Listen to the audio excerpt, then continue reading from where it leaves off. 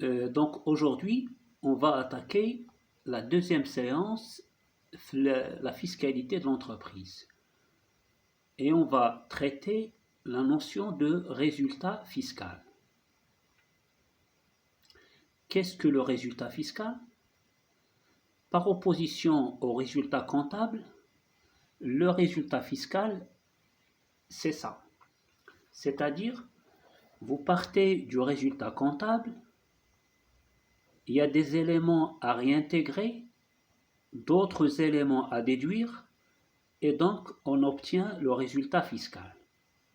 Le résultat fiscal égale résultat comptable plus réintégration moins déduction.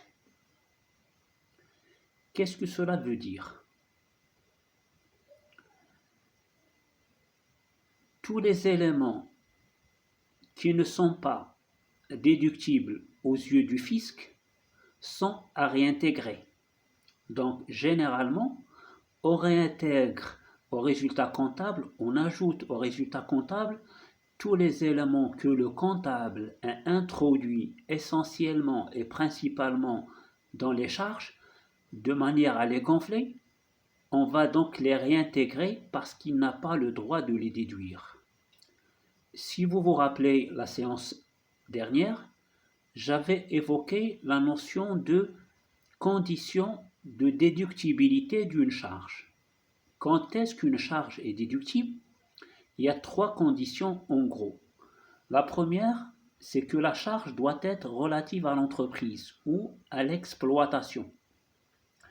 Deuxième condition, elle doit être relative à l'exercice, c'est-à-dire l'année en cours.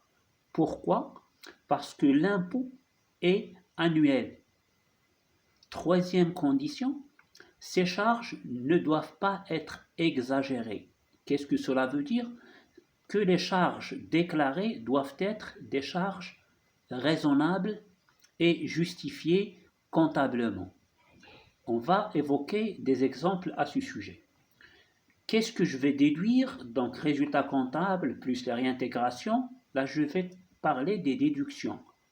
On va déduire principalement les éléments qui sont fiscalement exonérés et que le comptable introduit dans le CPC. En gros, ce sont les produits non imposables.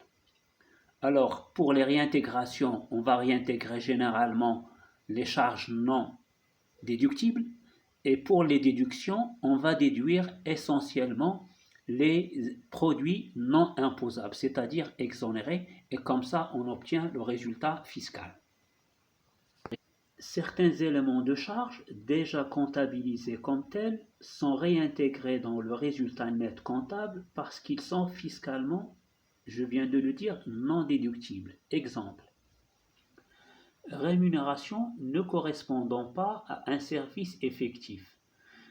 Toute rémunération exagérée qui ne correspond pas à la réalité de la fonction du salarié est à réintégrer. Certains frais généraux qui ne sont pas relatifs à la société, c'est-à-dire, par exemple, des dépenses faites par l'entrepreneur à titre personnel et dont les justifications ne sont pas matérialisées par des pièces justificatives portant le nom de l'entreprise comme étant celle qui a engagé ces charges. Pour les cadeaux publicitaires, là, on verra prochainement que tout cadeau publicitaire, certes, est une charge pour l'entreprise, mais certains cadeaux sont considérés comme exagérés et donc non déductibles. Je suis en train de déclarer l'impôt sur les sociétés. L'impôt sur les sociétés lui-même, par exemple de l'année dernière, n'est pas déductible pour cette année. Tout intérêt ou majoration pour retard tardif de l'IS ne sont pas déductibles.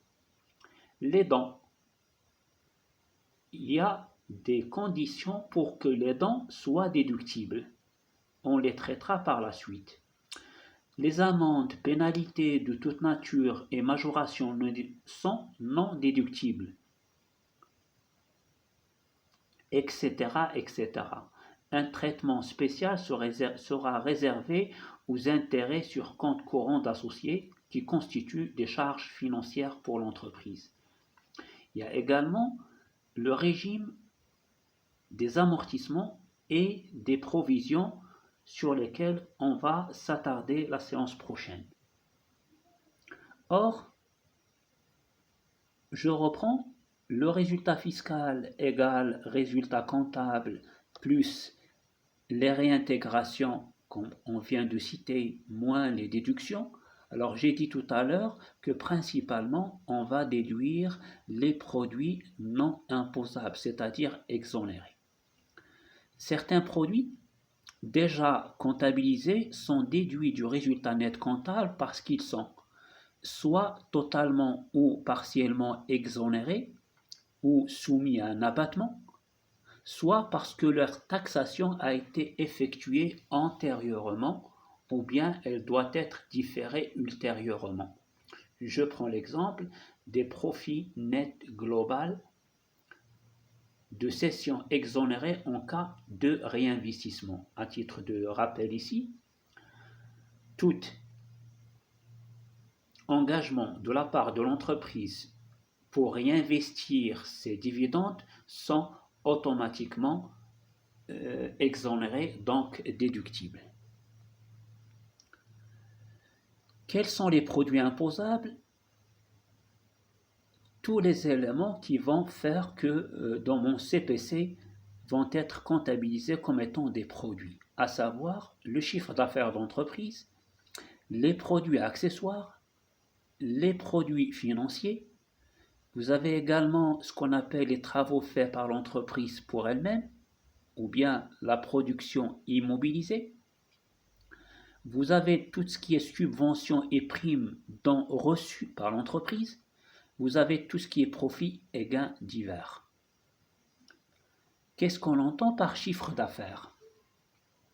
Le chiffre d'affaires est constitué par le montant des recettes et créances acquises, se rapportant aux produits livrés, aux services rendus et aux travaux immobiliers ayant fait l'objet d'une réception provisoire ou définitive.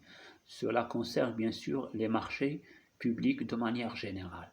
Donc retenez que le chiffre d'affaires, c'est vos recettes en termes de vente, qu'elles soient au comptant ou à crédit.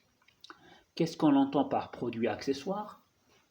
Tous les revenus provenant de locations immobilières, de jetons de présence, ainsi que la quote-part des résultats sur opérations réalisées dans le cadre d'une association en participation ou d'une société de fait.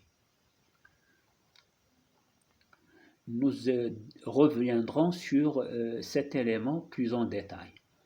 Les produits financiers, c'est les fameux 73 au niveau du CPC. Il s'agira des dividendes, autres placements à revenus fixes, les dividendes provenant de la distribution du bénéfice par société relevant de l'IS, même exonérés, sont incorporés dans les produits d'exploitation de la société bénéficiaire. Alors là, vous avez une société qui reçoit des dividendes d'une autre société parce qu'elle participe dans son capital. Bien, ces dividendes doivent figurer sur le CPC, seulement ils vont être exonérés, c'est-à-dire abattement à 100%.